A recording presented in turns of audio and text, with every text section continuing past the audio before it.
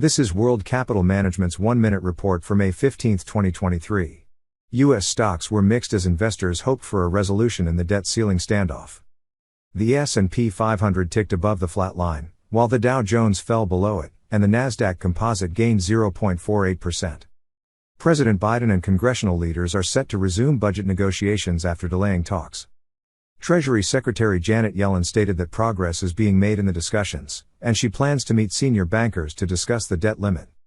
J.P. Morgan Chase has set up a war room to assess contingencies if the debt limit isn't raised, warning of potential market panic. The debt limit debate could lead to significant swings in the equity market, according to some bearish voices on Wall Street.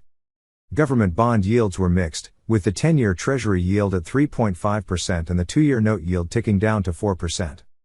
The dollar index edged down following a strong rally the previous week. The New York State Manufacturing Activity Index dropped sharply in May. Atlanta Fed President Raphael Bostic does not expect interest rate cuts this year due to sticky inflation. Former executives from Silicon Valley Bank and Signature Bank are expected to testify before the Senate. Earnings season continues with Walmart, Target, Home Depot, Alibaba, and Tencent among the notable companies reporting. Retail sales data is expected to show growth in April, potentially boosted by strong auto sales. Microsoft's takeover of Activision Blizzard was approved by the EU after being rejected in the UK.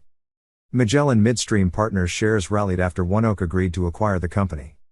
SoFi Technologies shares declined after receiving a downgrade from Wedbush analysts. World Capital Management is a leading investment management firm whose investment objective is a 300% greater return than the Nasdaq 100 while cutting investment risk in half. For more information, email info@worldcapitalmanagement.org or call 415-386-7111 for a free report on our investment strategy.